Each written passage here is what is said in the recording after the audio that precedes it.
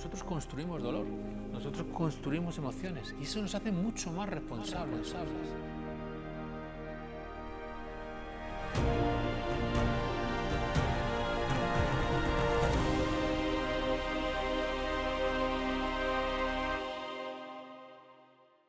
Hoy estamos en Adictos y Neuróticos de nuevo, pero con un capítulo realmente interesante porque estamos con un neurocientífico que se llama José Sánchez, que es súper top.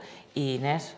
Bueno, y además neurocientífico, pero también expertísimo en el conocimiento del ser humano y también alguien que no solamente se dedica al mundo de la ciencia, sino que es experto en artes marciales. Ha sido profesor de artes marciales durante más de 25 años. Pues estás tan fuerte. Un poco menos ya. Pero vamos a empezar, que yo creo que nos puedes enseñar mucho contándonos tu historia, ¿no? O sea, ¿cómo has buscado tú el conocimiento? ¿Cuál ha sido tu camino de búsqueda, ¿no? y de aprendizaje? Bueno, a mí me gusta definirme primero como un ser biológico con fecha de caducidad. Para mí es la definición que más afín me siento, ¿no? Y para no salirme de ahí nunca, ¿no? Por así decirlo. Y quizás sea esa definición sea la consecuencia de la búsqueda, ¿no? Entonces, bueno, yo empecé pues, muy jovencito, sin saber por qué, muy interesado en artes marciales y en meditación, pues desde la adolescencia, y donde la gente se iba a la discoteca, pues a mí me atraía pues, quedarme en silencio, ¿no? O quedarme quieto, por así decirlo. Y bueno, empecé a estudiar ingeniería, pero a la vez hacer artes marciales y meditación. Entonces, claro, tenía dos vías pues como muy separadas, ¿no? Que yo no sabía unir en absoluto. Y posteriormente me dediqué a dar clases, veía la ingeniería como algo muy, cuando acabé la carrera, pues como algo muy lejano para mí, ese mundo corporativo, muy predecible, aparentemente seguro, pero con unos horarios muy establecidos, etcétera, etcétera. Y entonces seguí haciendo mi búsqueda pues, en muchos países, en Japón, en Australia, en China, en México, en Ecuador, en Estados Unidos, con muchas culturas indígenas, con monjes, con lamas, con maestros de artes marciales, de forma muy intensa. Probablemente lo veo ahora pues hasta demasiado intensa, demasiado alocada, pero una búsqueda como muy genuina, ¿no? de eso que somos, ¿no? Pero tenía ahí la ciencia a un lado y la recuperé, me puse a estudiar biología, luego hice un doctorado en psicología y a entender el comportamiento humano y el cerebro, que es a lo que me dedico ahora. Pero claro, tengo ese pozo y desde ahí pues he intentado integrar un poco esos dos mundos aparentemente disociados, ¿no? de trabajo personal y a la vez de conocimiento práctico, científico, psicológico. Y más o menos... Yo pondría en valor eso, ¿no? O sea, que no solamente te dedicas a una búsqueda de conocimiento, investigas, das clases, sino que estás siempre en un cuestionamiento interno y buscándote a ti mismo a través de esas prácticas, ¿no? O sea que, de nuevo, la ciencia y la experiencia propia, en tu caso van de la mano. Yo creo que hay que poner eso en valor. Incluso muchas veces con los psicólogos, ¿no? Yo conozco psicólogos que a veces me dicen, no, es que yo no he ido a terapia nunca. No, vamos a ver, o sea, tú tienes que hablar desde una cierta... Esa experiencia nos da valor, ¿no? O sea, nos da un plus a todo lo que enseñamos e investigamos.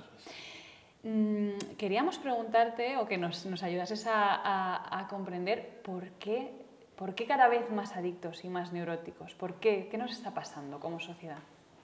Yo creo que, por un lado, es una consecuencia del progreso.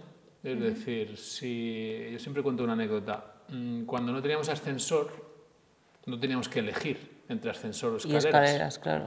Y entonces, al subir por las escaleras, pues sin pensar en hacer ejercicio perfecto, HIIT, aeróbico o anaeróbico, pues subías 5 pisos. Y además subías con las bolsas de la compra, que pesaban 7, 8, 9 kilos, y eso incidía probablemente en tu salud física y mental, de alguna manera, ¿no?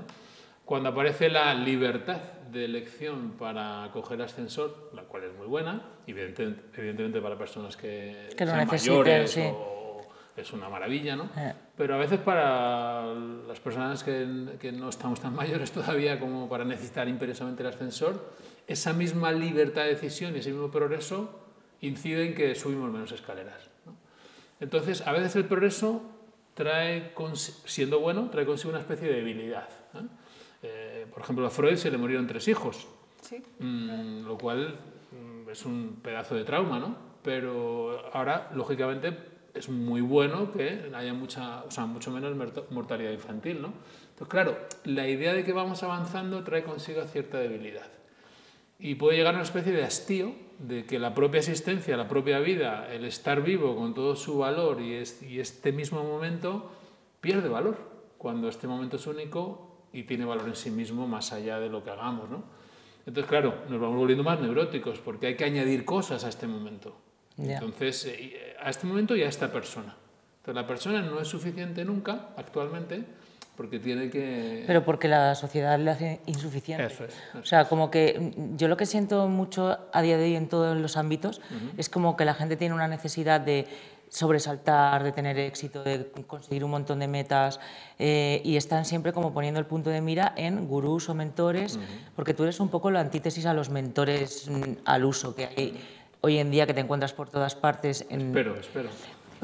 Yo creo que también, ¿no? Entonces es como que te hacen como comportarte de una manera que te hacen creer que vas a conseguir absolutamente todo, y te digo que desde una mansión hasta el mejor trabajo del mundo, a dejar de ser mileurista, consigue dinero rápido, decreta esto, pide y se te dará. ¿Qué pasa ahí? ¿Qué coño pasa que está la gente loca con todo esto? Bueno, yo creo que es un mensaje muy marketingiano, muy común, de un falso desarrollo personal. Yo cuando empezaba, la palabra desarrollo personal no se usaba. O sea, se hablaba de cultivo interior, camino interior. Cultivo interior, qué es bonito, un término ¿eh? perverso, el desarrollo personal, y muy asociado a crecer, a ser más. Hacia afuera, ¿no? Hacia a la afuera. productividad. Sí, es todo hacia afuera en vez de dentro hacia afuera, que siempre se dice en recuperación. De dentro hacia afuera, porque al final tú te podrás llenar de muchísimas cosas, pero si no estás bien dentro da igual todo lo que tengas fuera, pero da igual, tampoco es muy probable que consigas lo de fuera, porque te están diciendo que vas a conseguir, si decretas, una puta mansión en Miami. O sea... Ni siquiera sabes si eso es lo que te va a hacer realmente feliz o pleno. Sobre todo que luego en la mansión de Miami también hay problemas, te enfadarás porque ha habido un pajarito que no ha hecho lo que tiene que hacer, seguirás discutiendo con tu gente, seguirás sin poder apreciar una puesta de sol porque el dinero no puede comprar la puesta de sol, entonces tienes que saber vivirla, fusionarte con ella, que llene, que transforme tu cerebro, ¿no? Entonces, quiero decir, incluso consiguiendo esas cosas, que dudo que se consigan de esa manera, hace falta mucho trabajo, pero no se llamaba desarrollo personal, se llamaba conocimiento, cultivo de sí mismo, búsqueda del ser, incluso despertar, realización interna. Y ya el propio lenguaje ya te dice bastante, ¿no? De hacia dónde está derivando esto, ¿no? Y además nunca se vinculaba con lo económico. Es decir, el desarrollo personal antiguo, ¿no? El genuino, la construcción de la persona, la construcción del carácter, que hablan los griegos, un término que a mí me gusta mucho, tenía que ver en todo caso con la sabiduría que tenías para compartir a otros, con la serenidad que tenías a pesar de las circunstancias, y ahora no. Si tienes serenidad y sabiduría, no eres una persona de éxito. Claro. ¿Qué más podemos ¿no? entender? ¿Qué más nos hace tan vulnerables, tan enfermos? Bueno, yo creo que hay una búsqueda de control exagerada y hay una resistencia a aceptar la incertidumbre como parte nuclear de la vida, ¿no? Entonces, claro, nosotros tenemos siempre cierta ansiedad de base por la posible incertidumbre de que puede ocurrir. De que me puedo morir. De que me puedo morir, de que puede ocurrir mañana, a nosotros, a cualquier persona, ¿no? Y eso es inevitable y está ahí como de fondo, ¿no? La propia sensación de ser humano ya es vulnerable, ¿no? Claro, no asumir eso ni trabajar eso e intentar paliarlo con consejos, con herramientas que son buenas en sí mismas y que incluso científicamente pueden demostrar mejoras, pero las hacemos desde un lugar, desde un centro incorrecto, muy inestable, ¿no? Entonces, claro, si yo consumo 35 gramos de proteínas a la mañana, hago 37 minutos, 5 de ejercicio intenso 3 veces por semana, hago 30 dominadas y me leo 2 libros de Marco Aurelio y luego 16 minutos de Mindfulness Body Scan, porque todo eso está basado en ciencia, junto a un popurrí que no llega al núcleo de la persona. Todo eso está basado para garantizarme control y seguridad, siendo correcto, siendo científico, estando validado incluso, y además validado incluso por tradiciones, pero no toca mi centro. Y además muy pensado en el individuo.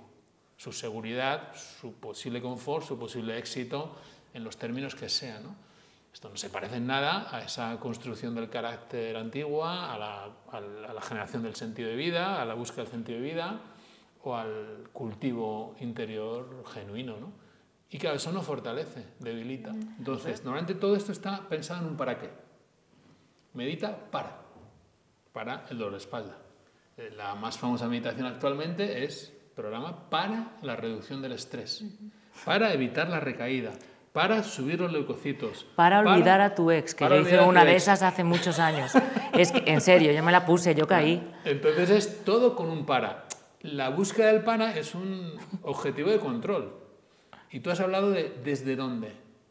Claro, cuando se hace una práctica, la que sea, ¿no? Y puede ser perfectamente, da igual un estiramiento de yoga, una forma de tai chi o regar la planta, ¿no? Cuando se hace del desde dónde, ahí precisamente no hay un juicio ni una autoexigencia de que tiene que funcionar, ¿vale? De que me tiene que ir bien, de que me tiene que relajar, de que me tiene que bajar la tensión, de que se me tiene que quitar el dolor. Entonces, la propia autoexigencia del para qué es contraria al origen genuino de las prácticas. Porque es un uso muy narcisista de este tipo de prácticas, ¿no? Me quedo como en el ego, en el escaparate hacia afuera, y yo voy de zen y voy de súper con mis mallas estupendas de yoga, pero no estás haciéndolo desde tu yo más profundo. Y luego, en ese sentido, claro, o sea, si nos obsesionamos con hacer mindfulness para reducir mi estrés, que esto es, vamos, es que hay escuelas muy importantes desarrollando todo esto desde universidades súper relevantes, pero si nos centramos siempre en controlar los síntomas y no atendemos lo profundo, ¿no? Lo que nos está diciendo ese sufrimiento, ¿no? Esos síntomas no dicen otra cosa que, oye, estoy sufriendo por algo, no estoy siendo capaz de evolucionar por algo, ¿no? Si yo estoy siempre centrado en voy a hacer algo para paliar el síntoma, no atiendo a lo relevante, a lo profundo.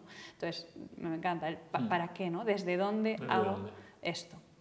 Además que el cerebro es predictivo, no reactivo. Entonces yo hago una práctica donde evidentemente en esos minutos me relajo, me encuentro mejor en ocasiones, pero las preguntas que se hace el cerebro para producir las respuestas que tiene el organismo no quedan resueltas. Entonces sigue teniendo los mismos conceptos sobre la vida, sobre los demás, sobre la sociedad. Por lo tanto va a traer las mismas ansiedades. Y tendré que ir a hacer los estiramientos de siempre para bajarla. Claro. Entonces es una rueda donde todo se mantiene, ¿de acuerdo? Y donde me centro en paliar síntomas o trabajar síntomas, pero no en cambiar mis predicciones, mis conceptos. Claro, al final es como si tuviéramos que resetear el cerebro de una manera real. ¿Y cómo se puede hacer eso realmente? O sea, ¿cómo puedes enseñar a tu cerebro que esos pensamientos son intrusivos, circulares, negativos, que lo mismo no son irreales? ¿Cómo se hace eso? Claro, me tengo que preguntar y tengo que buscar las estructuras que sostienen mis conceptos.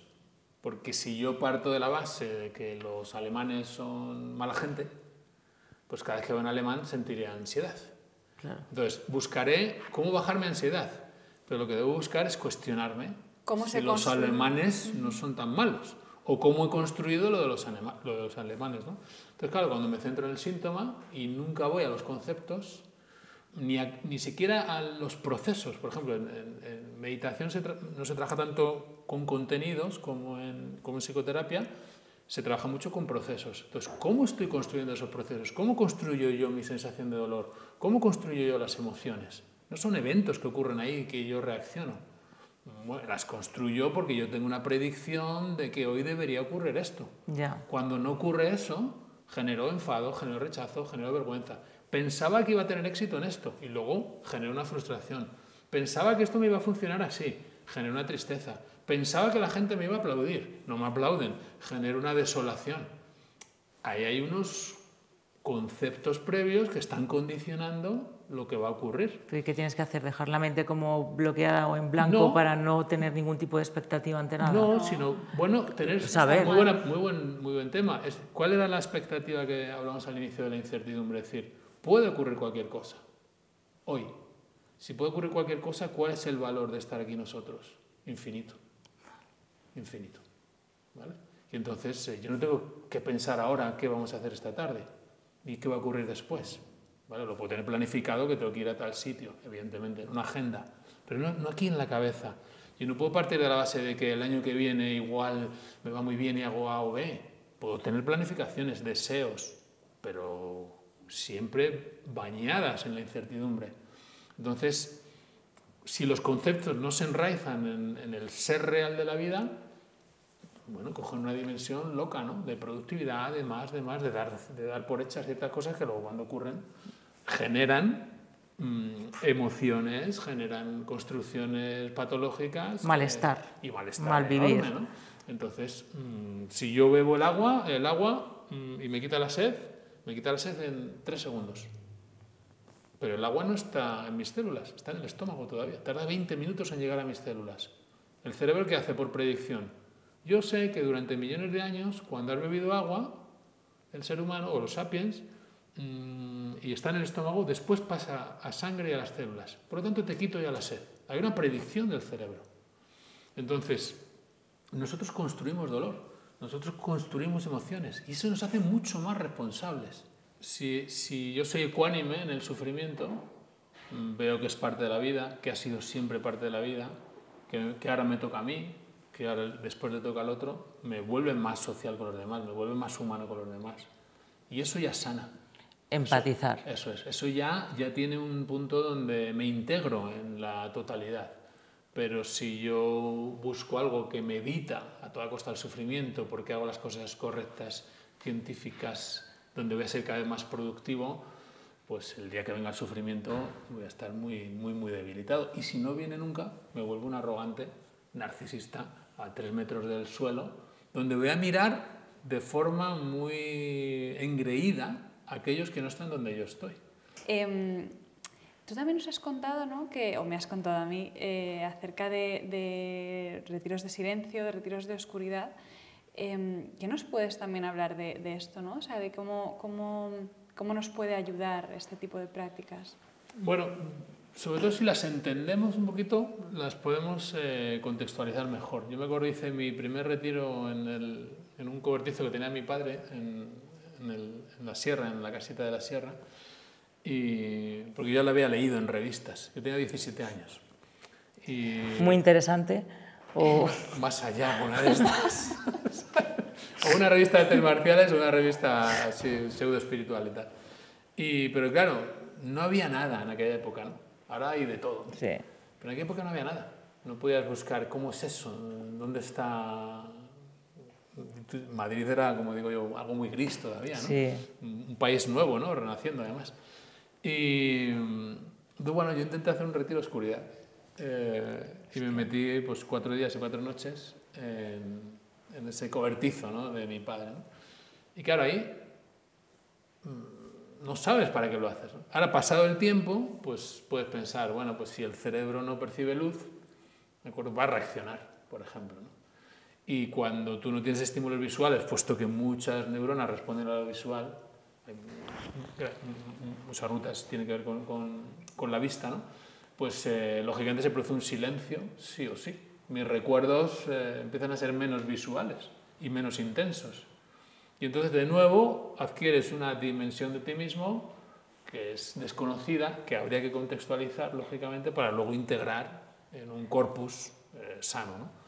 Pero es una práctica siempre ha sido muy habitual, ¿no? Pero no solo... Un retiro de oscuridad. ¿Pero tenías comida?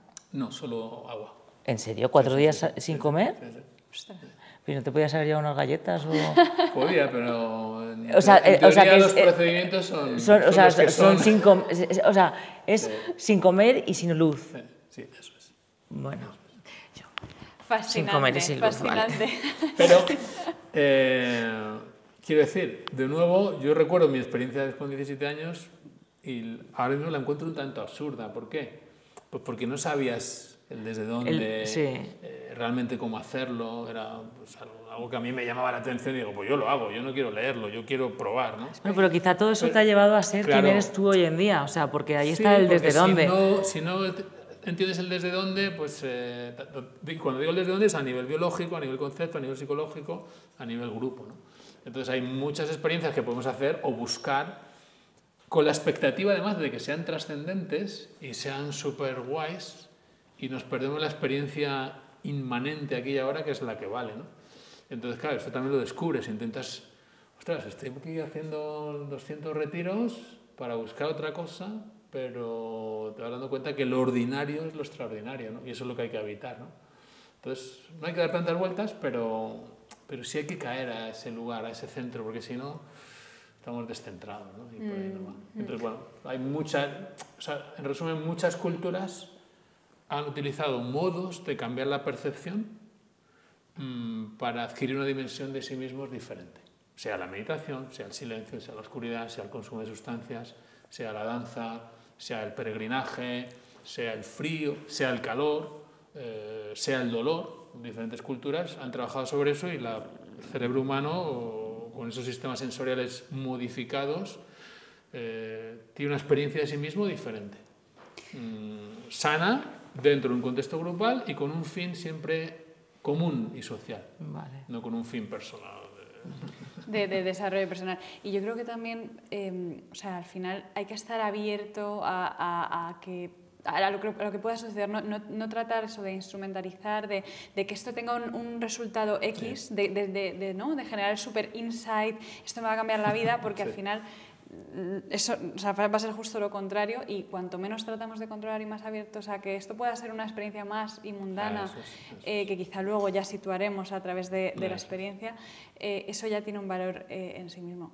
Tenemos que ir cerrando, José, y gracias por abrirnos la puerta a tu experiencia, porque me parece fascinante y yo creo que nos enseña. A mí me ha fascinado, sí. Muy interesante, o sea, sí, me ha gustado mucho. Pero para cerrar, a mí me gustaría, si puedes decirle a nuestros espectadores cómo podemos empezar esa búsqueda real, ese camino interior, cómo nos podemos predisponer a ello, ¿no?